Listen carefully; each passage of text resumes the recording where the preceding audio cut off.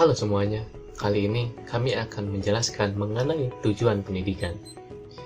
Pendidikan adalah hal yang penting untuk manusia. Tentunya kita tidak lepas dari yang namanya pendidikan. Namun, apakah pendidikan mempunyai tujuannya tersendiri? Atau apakah lembaga pendidikan mempunyai tujuannya? Apa sih pengertian dari tujuan pendidikan? Simak video ini sampai akhir. Pengertian tujuan pendidikan. Tujuan pendidikan adalah salah satu unsur pendidikan berupa rumusan tentang apa yang harus dicapai oleh anak didik yang berfungsi sebagai pemberi arah bagi semua kegiatan pendidikan. Tujuan pendidikan juga dirumuskan berdasarkan pemahaman tentang manusia serta nilai-nilai atau sesuatu yang diyakini berharga untuk dicapai oleh manusia sebagai tujuan hidupnya. Menurut Langeveld 1980, tujuan umum pendidikan adalah kedewasaan atau manusia dewasa, yaitu manusia yang mampu menentukan dirinya sendiri secara mandiri atas tanggung jawabnya sendiri. Sejalan dengan pendapat itu, Langeveld mengartikan kedewasaan sebagai manusia yang dapat melaksanakan tugas hidupnya secara mandiri. Dengan kata lain, tujuan umum pendidikan itu adalah agar manusia atau anak didik mampu menjadi manusia.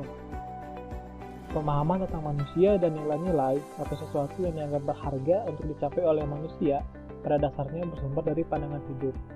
Karena itu, adanya perbedaan pandangan hidup yang dianut oleh seseorang, oleh suatu masyarakat atau bangsa dengan pandangan hidup yang dianut oleh seseorang lainnya, oleh masyarakat atau bangsa yang lainnya akan mengakibatkan adanya perbedaan tentang rumusan isi tujuan pendidikan. Istilah menjadi manusia atau kedewasaan sebagai tujuan umum pendidikan mungkin akan berbeda makna atau isinya pada suatu masyarakat tertentu dengan masyarakat lainnya.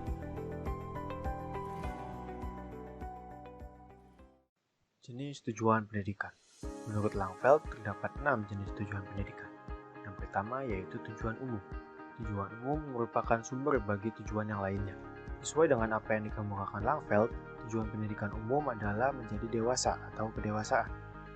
Kedua yaitu tujuan khusus. Tujuan khusus merupakan penjabaran atau pengkhususan dari tujuan umum yang dirumuskan berdasarkan prinsip yaitu usia, bakat, dan jenis kelamin peserta didik, kondisi lingkungan sekitar peserta didik, tujuan kemasyarakatan bagi peserta didik, kesanggupan pendidik, tugas lembaga pendidikan, tugas bangsa dan manusia pada kondisi tertentu.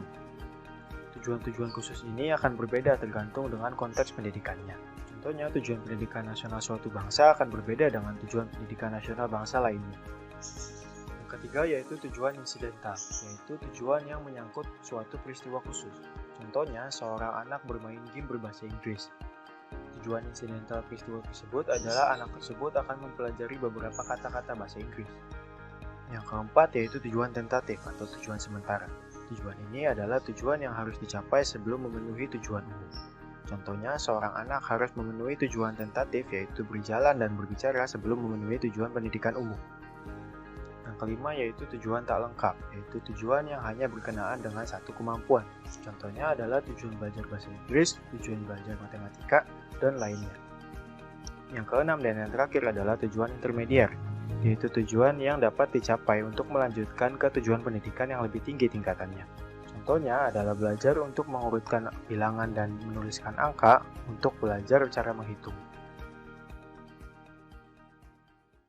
Pendidikan memiliki tujuannya tersendiri, sehingga tujuan pendidikan nasional memerlukan penjabaran yang lebih lanjut. Penjabaran ini menghasilkan hierarki tujuan pendidikan, yaitu yang pertama, tujuan pendidikan nasional. Tujuan pendidikan nasional merupakan keseluruhan dari kegiatan pendidikan yang ada, baik pendidikan formal, informal, maupun non-formal dalam konteks pembangunan nasional.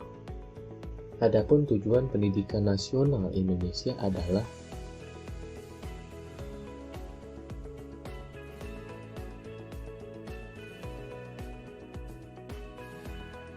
kedua adalah tujuan institusional. Tujuan institusional adalah tujuan yang seharusnya dicapai oleh lembaga pendidikan tertentu.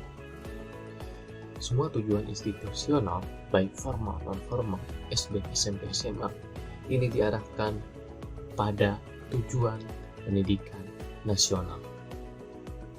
Yang ketiga, tujuan kurikuler. Tujuan kurikuler adalah tujuan dari bidang studi atau mata pelajaran. Contohnya adalah IPA, memiliki tujuannya tersendiri dari materi-materi yang ada. Semua tujuan kurikuler yang ada pada lembaga pendidikan itu diarahkan untuk mencapai tujuan institusional yang bersangkutan. Nomor 4, tujuan instruksional atau tujuan pembelajaran. Hal ini meliputi tujuan pembelajaran umum dan tujuan pembelajaran khusus. Tujuan pembelajaran umum adalah tujuan suatu pokok bahasan bidang studi atau mata pelajaran yang ada pada suatu lembaga pendidikan. Karena sifatnya yang masih umum, maka hal ini perlu dijabarkan menjadi tujuan pembelajaran khusus. Tujuan pembelajaran khusus. Tujuan pembelajaran khusus bersifat spesifik, operasional, dan terukur, sehingga tujuan ini harus dicapai pada setiap pertemuan pembelajaran. Taksonomi tujuan-tujuan pendidikan yang telah dikembangkan oleh Bloom secara keseluruhan dibagi menjadi 3 kawasan, yaitu kawasan kognitif berkenaan dengan kemampuan dan kecakapan intelektual berpikir, kawasan afektif yaitu berkenaan dengan kemampuan emosional dalam mengalami dan menghayati suatu hal, dan yang terakhir kawasan psikomotor berkenaan dengan suatu keterampilan atau gerakan fisik. Lebih lanjut, Bloom menjelaskan bahwa kawasan kognitif terdiri atas 6 kemampuan, dari yang paling sederhana sampai yang paling kompleks, antara lain pengetahuan yaitu kemampuan mengingat hal yang telah dipelajari, pemahaman yaitu kemampuan menangkap makna suatu hal, penerapan yaitu kemampuan mempergunakan hal yang telah dipelajari untuk menghadapi situasi nyata, analisis yaitu kemampuan menguraikan sesuatu menjadi bagian-bagian yang dapat dipahami, sintesis yaitu kemampuan memadukan bagian-bagian menjadi satu keseluruhan, dan yang terakhir yaitu penilaian, kemampuan untuk mengevaluasi suatu hal berdasarkan kriteria tertentu. Yang selanjutnya direvisi oleh Anderson menjadi mengingat, memahami, menerapkan, menganalisis, mengevaluasi, dan berkreasi. Dalam kawasan afektif terdapat 5 macam kemampuan yang disusun secara hierarkis, dari yang paling tidak mengikat sampai yang sangat mengikat diri pribadi. Yang pertama, kesadaran, yaitu kemampuan untuk ingin memperlihatkan suatu hal. Partisipasi, yaitu kemampuan untuk turut serta terlibat dalam suatu hal. Penghayatan nilai, yaitu kemampuan untuk memberikan penilaian terhadap sesuatu dan membawa diri sesuai dengan penilaian itu. Pengorganisasian nilai, yaitu kemampuan untuk membentuk sistem nilai dalam diri. Dan yang terakhir, karakteristik diri, yaitu kemampuan memiliki pola hidup untuk mengawasi tingkah laku dengan sistem nilai yang terbentuk. Yang selanjutnya direvisi oleh Bloom dan kawan-kawan menjadi recipe, responding, valuing, organization, dan characterization by a value or value complex. Untuk selanjutnya terdapat struktur kawasan psikomotor yang dikembangkan oleh Harrow. Yang pertama, gerakan refleks, yaitu kemampuan tindakan secara tidak sengaja dalam merespon sesuatu. Yang kedua, gerakan dasar, yaitu menuntut pada keterampilan yang kompleks. 3. Gerakan perseptual, yaitu kombinasi dari kemampuan kognitif dan gerakan. Keempat, kemampuan jasmani, yaitu kemampuan untuk mengembangkan gerakan terampil.